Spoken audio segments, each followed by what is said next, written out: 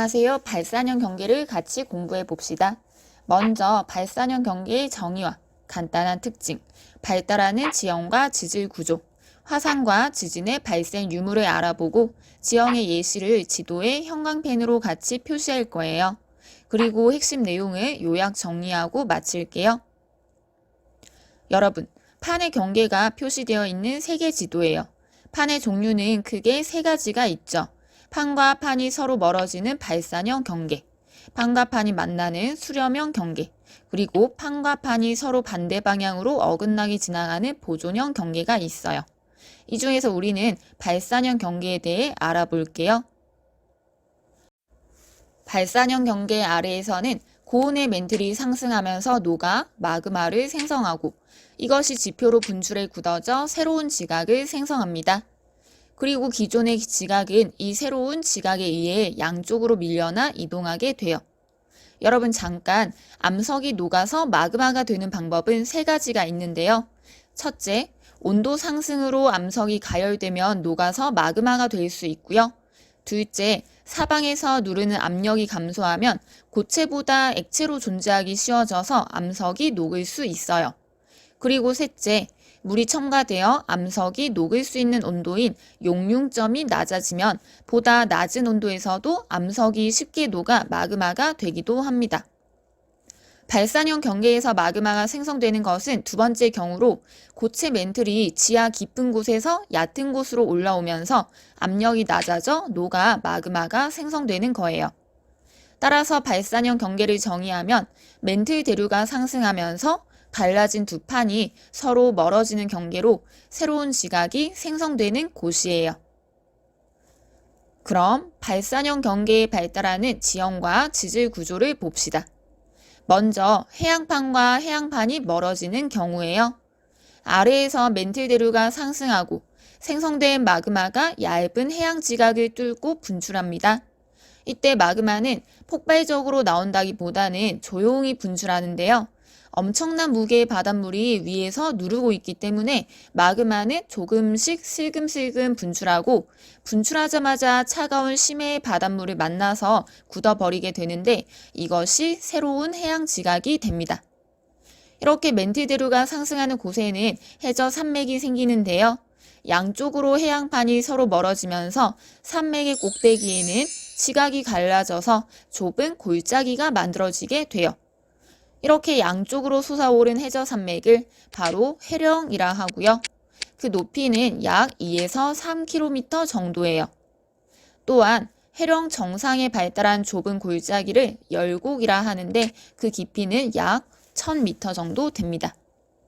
또한 판과 판이 멀어지는 이런 발산형 경계에서는 양쪽으로 벌어지는 힘이 작용하면서 특정한 지질 구조가 잘 만들어지는데요. 왼쪽 화면을 보세요. 지층이 아래에서부터 쌓여 있어요. 이러한 지층에 계속해서 힘이 가해지다가 지층이 버틸 수 있는 한계치를 넘어서게 되면 지층은 깨지게 됩니다.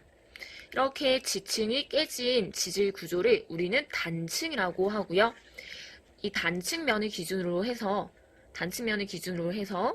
위에 놓여 있는 안반을 상반, 아래에 놓여 있는 안반을 하반이라고 부릅니다. 지층에 잡아당기는 힘이 계속해서 작용했을 때 어떻게 단층이 만들어지는지 볼게요. 잡아당기겠습니다. 상반이 하반에 비해서 내려갔네요. 이러한 단층을 우리는 정단층이라고 하고요. 양쪽으로 판이 벌어지고 있는 발산형 경계에서 볼 수 있습니다. 네, 이렇게 잡아당기는 인장력에 의한 정단층이 형성될 수 있고요. 이 단층이 발산형 경계에서 어떻게 나타나냐면 오른쪽 그림을 보면 중앙에 해령이 있죠. 이 해령 부근에 동그라미 안처럼 정단층이 여러 개가 만들어질 수 있어요. 단층면을 기준으로 위에 있는 안반이 상반, 아래에 있는 안반이 하반인데 상반이 내려간 정단층임을 알 수 있죠. 그 옆에 단층 또한 상반, 그리고 하반, 이렇게 상반이 내려간 정단층이에요. 이러한 발산형 경계는 바다마다 큰 규모로 존재하고 있고요. 왼쪽 그림을 보면 대서양의 북에서 남으로 아주 긴 해저 산맥이 발달해 있고요.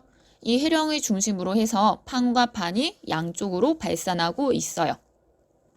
또한 이 지도는 해양 암석권의 나이를 나타낸 것인데요. 붉은색일수록 나이가 적고 파란색, 보라색일수록 나이가 많아요. 아까 발산형 경계에서는 새로운 지각이 생성된다고 했죠. 그러면 빨갛게 표시되어 있는 부분이 대체로 발산형 경계겠네요. 방금 본 대서양에 있는 해령이 대서양 중앙 해령이고요. 태평양 동쪽에 길게 뻗어 있는 동태평양 해령, 인도양에 있는 인도양 중앙 해령이 해양과 해양이 갈라지는 발산형 경계의 대표적인 예시예요. 그러면 이제 대륙판과 대륙판이 갈라지는 경우를 볼게요. 바닷속이 아니기 때문에 해령을 만들어질 수 없고요. 육지가 갈라져 좁은 골짜기인 열곡을 만듭니다.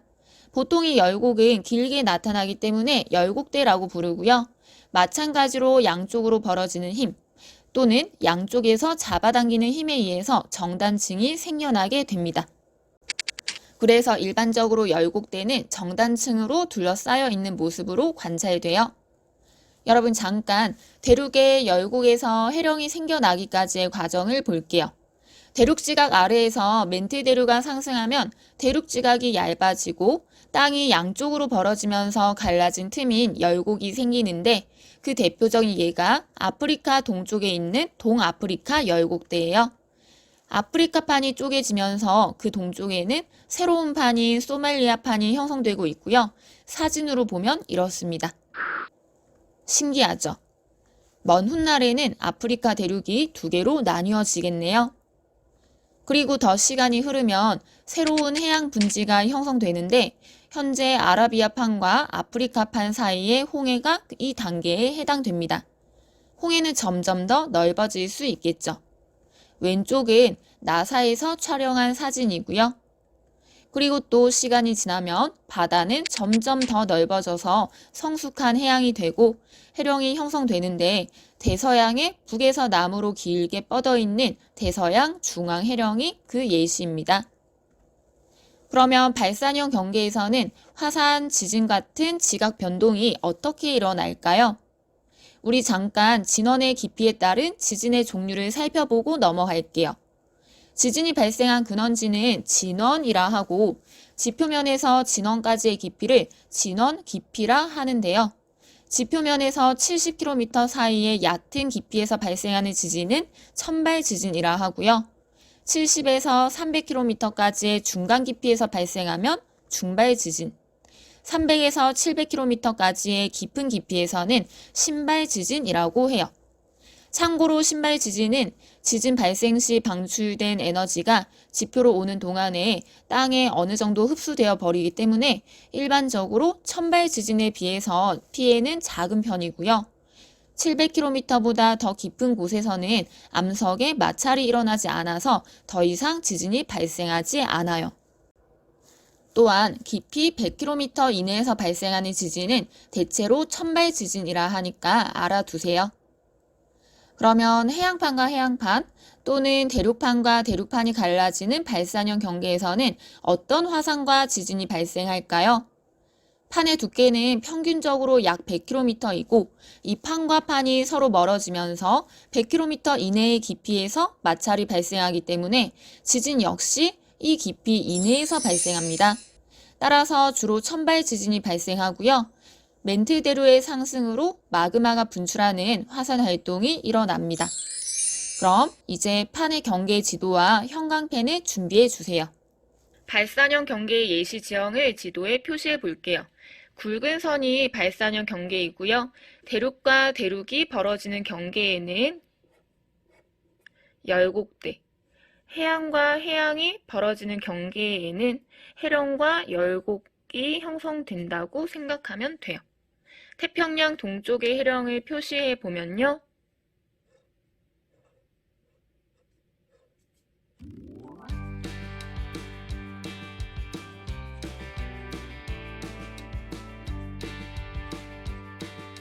이것을 동태평양 해령이라고 하고요.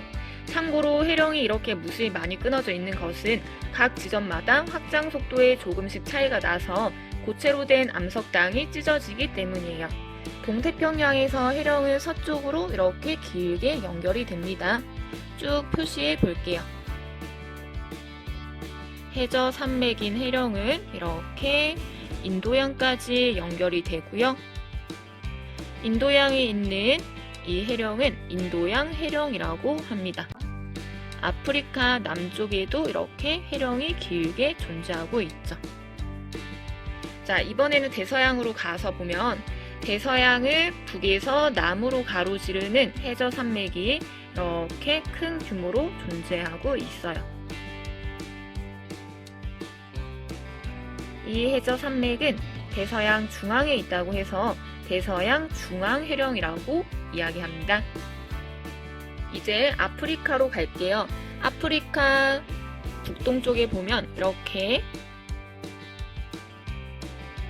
아프리카판과 아라비아판이 벌어지고 있는 이곳에는 새로운 해양 분지가 생겨나고 있죠. 바로 이곳은 홍해이고요. 그리고 아프리카 동쪽에는 또 이렇게 대륙이 갈라지고 있는데 이 부분을 우리는 동아프리카 열곡대라고 부릅니다. 그리고 대서양으로 다시 가서 보면 대서양 중앙해령이 아이슬란드 위를 지나고 있죠. 그래서 아이슬란드 육지 위에는 아이슬란드 열곡대가 존재하게 되죠. 나머지 발산형 경계도 표시해주고 마치겠습니다.